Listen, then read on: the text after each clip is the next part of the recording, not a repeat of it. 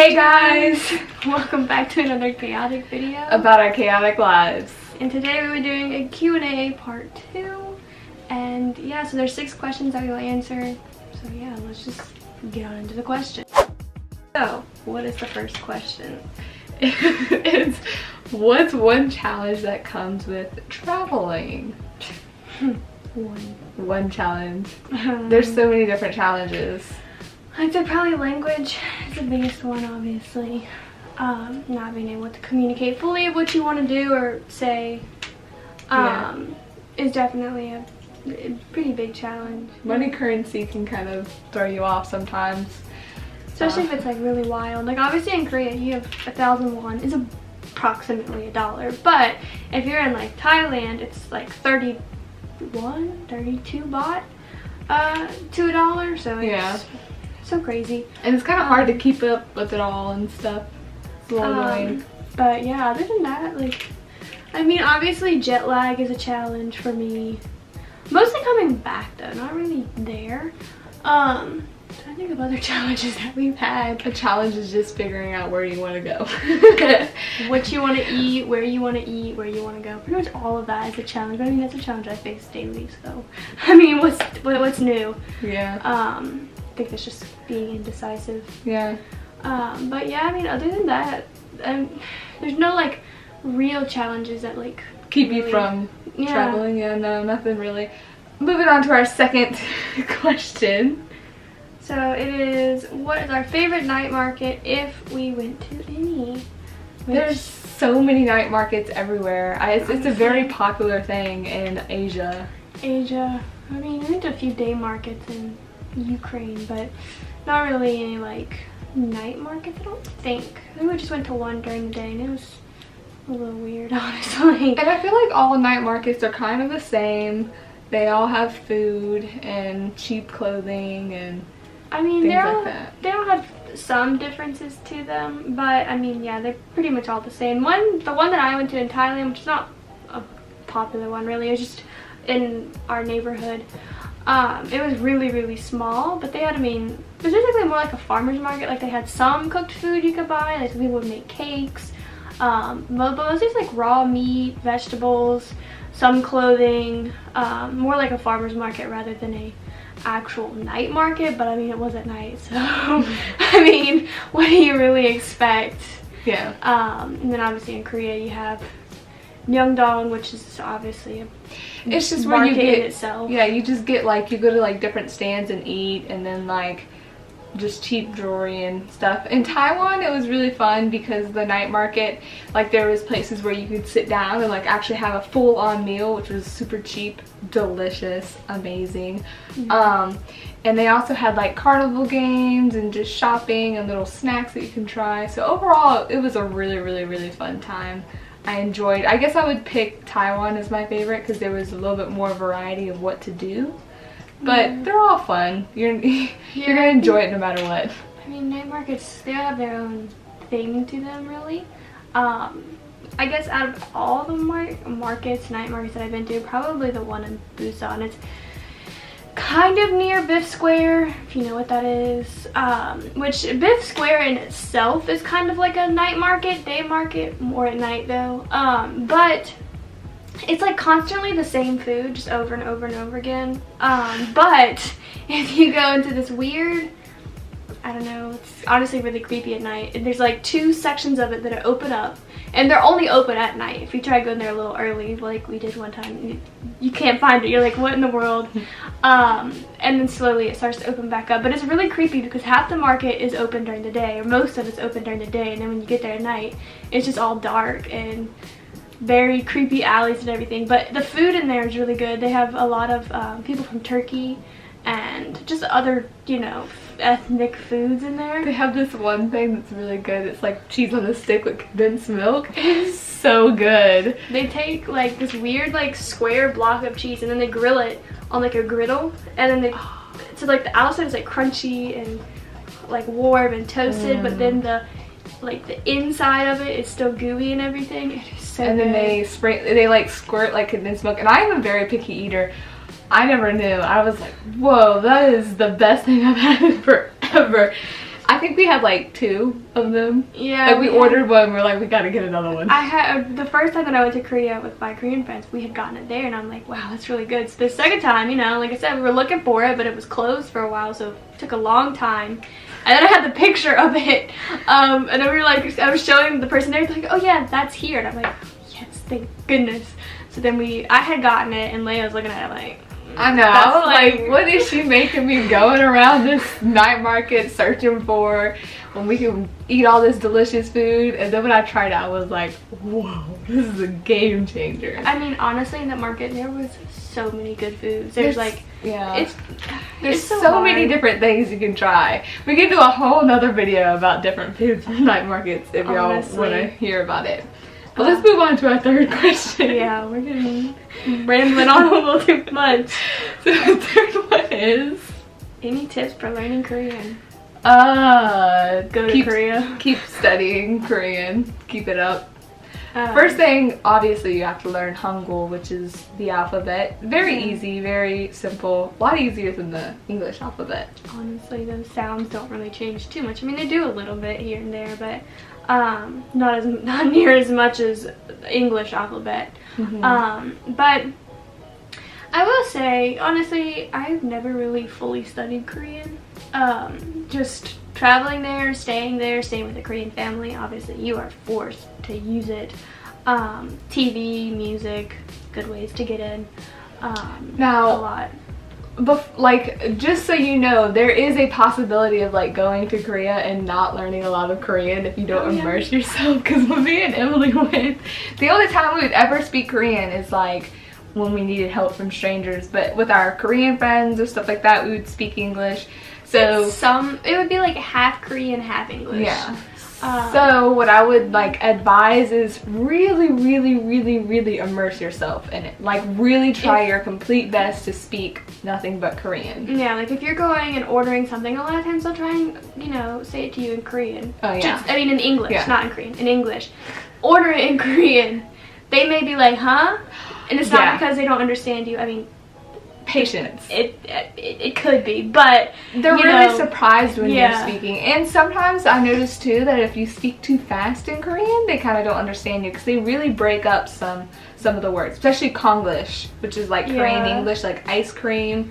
You can't be like ice cream. You gotta be like ice cream. Yeah, you really have to break it up. It's really strange. Like with that. You were already gone from Korea, and it's when I had went back up to Seoul, and I was in the COEX Mall.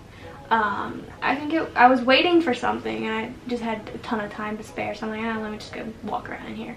So I had went to one of the cafes. I don't remember what it was called. The Bean one. There's something Bean. I don't remember what it is though. Anyways, I just went up there and I was going to order a smoothie. He was like, the dude was talking to me in English, and I just kept responding to him in Korean. He's like, in Korean, he's like, oh wow, you're Korean too. I laughed so hard. I'm like, yeah. They'll, like, even if you speak in Korean, they'll speak in English usually, which don't mind it. I mean, you can always ask them, hey, please speak Korean so I can practice. But the most tips you can give is learn how to read it and just speak it as much as possible. I mean, honestly, if you're in Korea, I think a lot of like restaurants especially prefer it if you do speak Korean. And there's a lot of restaurants that you really won't get to experience unless you know Korean food and you can read Hangul. Yeah, you have to learn to read Korean. There's no other possible way. And you need to like really research Korean food. Because so a lot of times, because I'm a little bit more outgoing person than Emily is, I would order for us and we would be sitting there and we would be reading the Korean. And a lot of it, even though like we've eaten at the restaurants for many times, we didn't really understand half the stuff that was up there. Sometimes we would have to like figure it out. Yeah.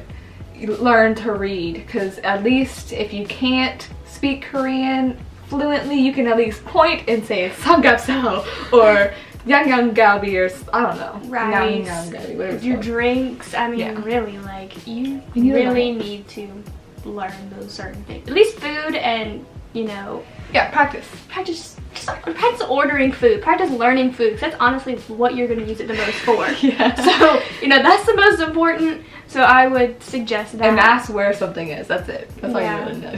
Honestly. Okay, let's move on because we're rambling again. Yeah. Number 4, the top 3 traveling necessities. Oh, this is so difficult because I feel like I always think about like if I'm traveling to Korea, because we've been there so many times, that my top one would be like adapter and Wi-Fi box and towel. But exactly. I think like if you're just traveling in general. If you're still traveling in general, I mean, if you're traveling obviously outside of the country, still travel adapter, Wi-Fi box. Wi-Fi box. Because the internet gets real bad in them countries. So I still think travel adapter or Wi-Fi box is really useful.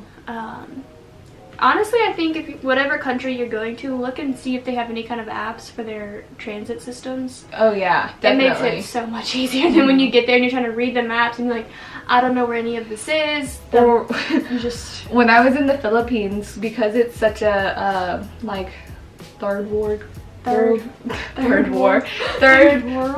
country, I think it is. Like the maps weren't updated, even the Google Maps, so we could not actually find our address.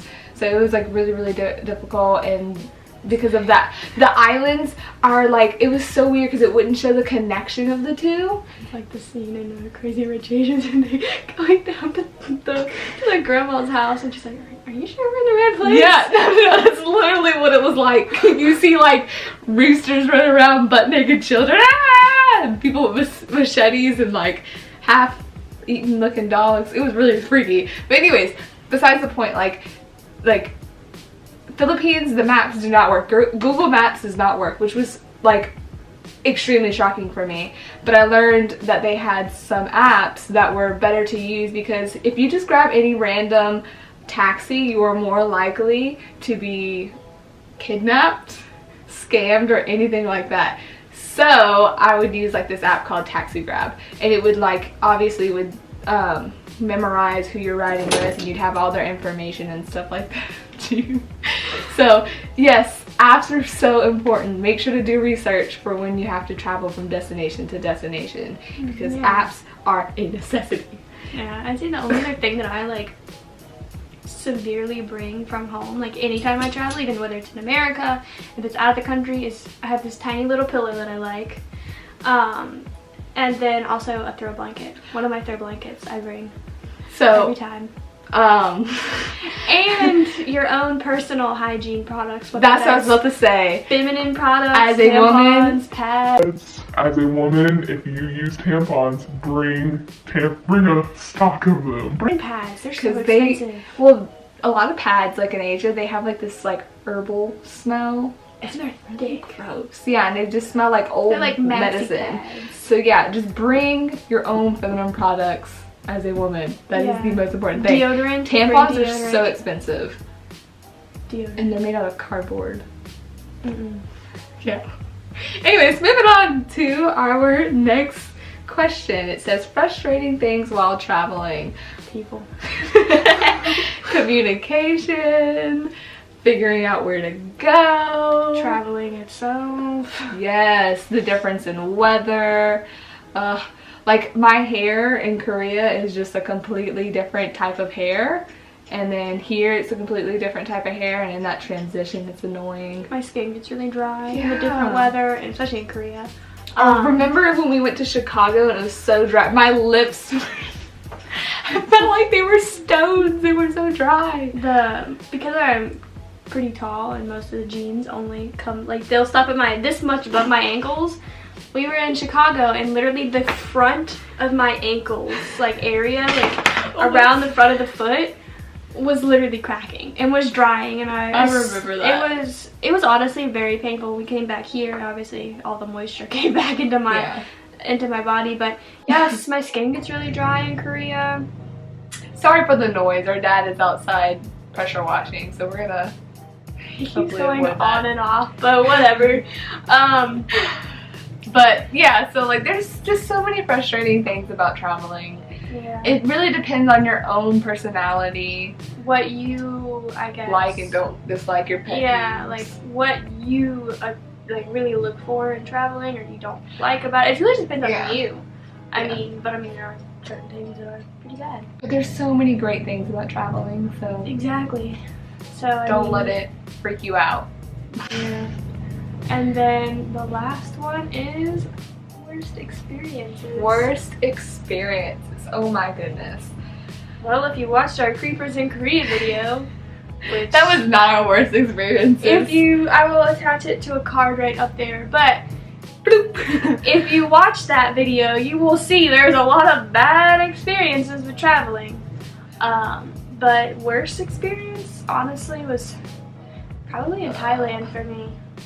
Oh yeah, when you got followed. Yeah, I had bought some pillows, and my bag was pretty big, and this man, real short man actually. He thought she had something good in the bag. And he was following so close, like he's about to come out with the sling them bag and him upside the head, but I kept trying to like get out off like up onto these little like step areas where like you can enter stores to get back to my mom, and then he would pass up and then get right between me and my mom again, and he would just kept following me, and eventually he left. We turned down a street that had like a security guard and stuff, but I'm like, man, you are creepy.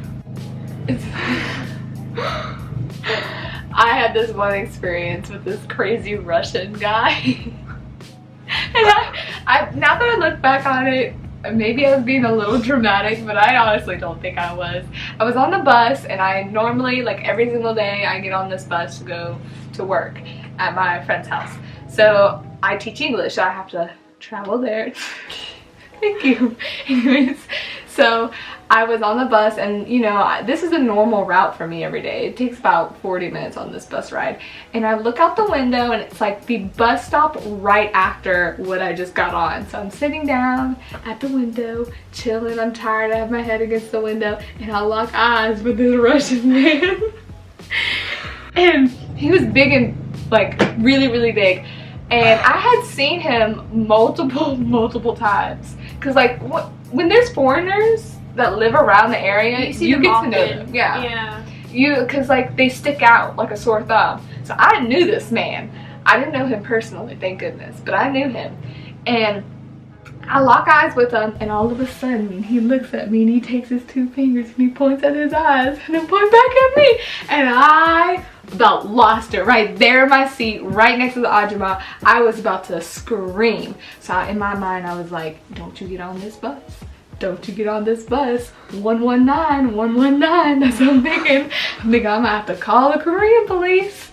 And I, like, thankfully we started like going, but for some reason I was like, what if he's following me? What if he got in a taxi and he's following the bus and he's just waiting for me to get off the bus? Oh my goodness, I'm gonna get kidnapped. And my friend's like house area,